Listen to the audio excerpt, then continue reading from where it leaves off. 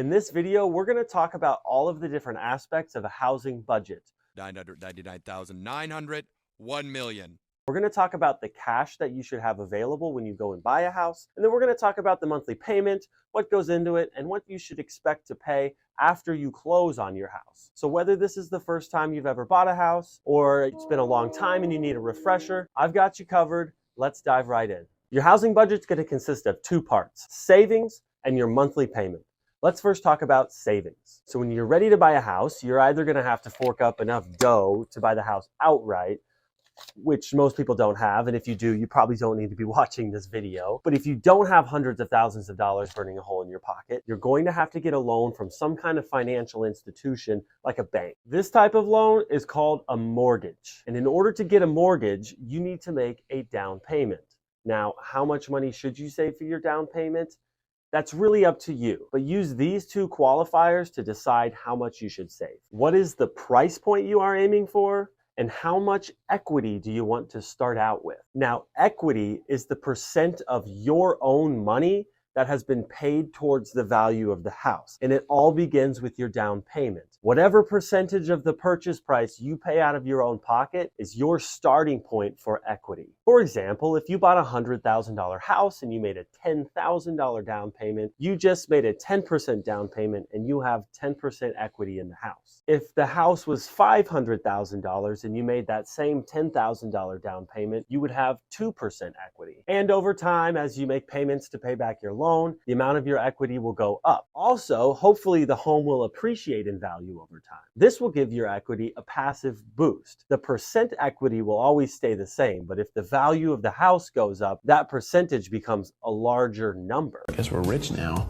As an easy example, if I had that 10% equity in a $100,000 house, that means that I have $10,000 in equity. If for some reason the value of my house doubled overnight before I made my first payment, that $10,000 would now be worth $20,000, but I would still only have 10% equity. The amount of equity to start out with when you purchase a house is up for debate, and it's mainly personal preference. You can put down as little as 3.5% on a first-time homebuyer FHA loan, and as high as 100% equity if you have the capability of doing it. Here's where differing opinions arise, because on the other side of equity is debt. Debt is the percentage of money that you borrowed to buy the house that you will have to pay back. People like Dave Ramsey will tell you that debt should be avoided at all costs, and the whole goal of buying a house is to achieve 100% equity in less than 15 years. On the other side of the coin, you're going to run into opinions like Grant Cardone or Robert Kiyosaki, who have built billion-dollar real estate portfolios by leveraging debt. Those types of opinions would most likely tell you to leverage your gained equity to trade up to a better house every 2 to 5 years, or even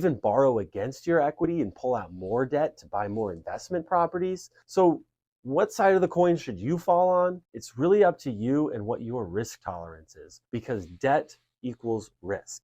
Here it is, quick and dirty. If you owe somebody money, you have to make your payments or they're going to come after you. You better pay or we'll funk you up.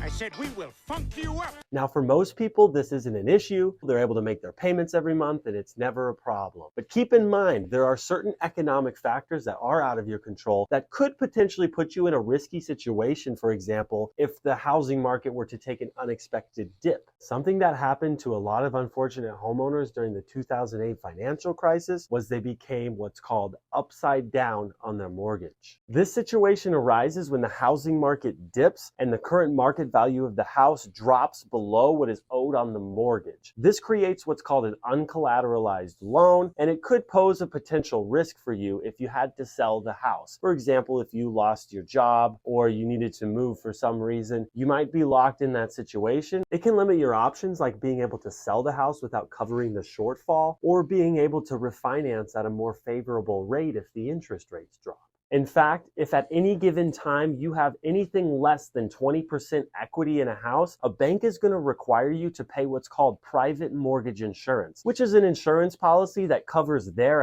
if they have to foreclose on you and they can't recoup their losses. So having a 3.5% down payment does open the door to a lot more people that may be in an expensive market and can't buy in at 20%, or it gives you the potential to get your foot in the door and start building equity sooner. However, it does pose a small bit of risk, and the banks know that, and that's why they're going to make you pay that insurance policy. And I recognize that 20% may seem unattainable, especially if you live in an area where the average entry-level home is really high. Know that the average American usually puts down about 10% for their down payment. But you decide for yourself based on what price point you want to buy into, how much cash you have available for your down payment, and what level of risk you want to take on with your equity. But don't stop there. Your down payment is not the only cash you're going to need available to buy a house. You should also set aside 3 to 5% of the purchase price for your closing costs. Your closing costs will be anything from attorney fees to title company fees, title insurance, loan origination fees, and in some cases even recording fees. It's also recommended to have some money set aside for emergencies. A new water heater is going to cost you a couple grand. A faulty circuit that wasn't caught on the inspection might cost a pretty penny too. And God forbid a mouse chews a hole through your ceiling. Contractors cut corners. The economy goes up, the economy goes down, people get laid off, transmissions go out. Ever heard of Murphy's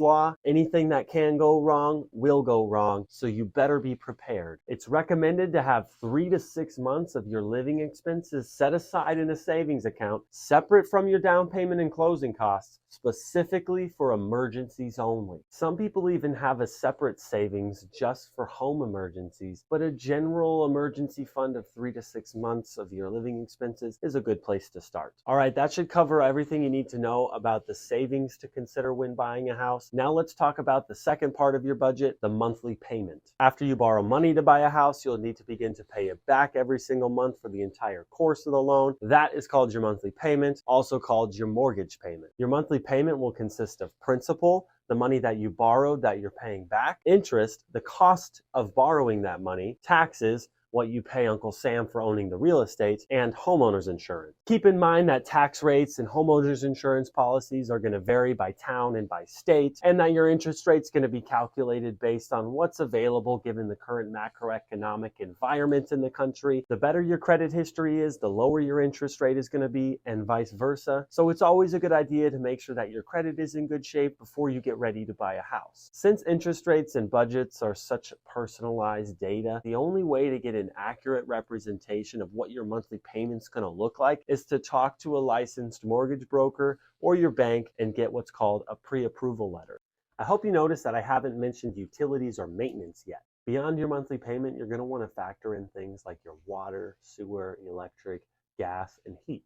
There's one more category to talk about with budgeting for homeownership, and that's general maintenance. Unlike renting, when you own the house, you are the landlord, so you're the one that's in charge of general upkeep. The house needs to be repainted every so often, the deck needs to be resealed, holes go in walls, corners get scuffed, the HVAC filter needs to be replaced, light bulbs go out. You get the gist. When you're the homeowner, you're responsible for these things, and these things cost money. Most people prescribe to the 1% rule, meaning that you should budget for 1% of the value of the home every year for maintenance. Let's use an example. If you had a $200,000 house, you would want to put aside $2,000 every year for home maintenance. So how should your monthly payment, utilities, and budget fit into your overall monthly budget? It's going to be highly individualized based on what kind of financial goals you have, how aggressively you want to save, what kind of income you're bringing in, and how reasonable your local real estate market is. A general rule of thumb many people follow is not to exceed 25% of your monthly take-home income after taxes on your housing budget. That way you have room in your budget to cover other living expenses and still have room to save. Just remember, do what's comfortable for you and what's in line for your goals. Well, that's it. That should cover budgeting for a house. If you have any questions, please post them in the comments below. I'll be sure to answer them. And if you like this video, make sure you hit like, make sure you subscribe. I'll be posting tons of real estate information for those of you who are thinking about buying, selling, or investing in real estate. Thanks for watching. Hope to see you again sometime.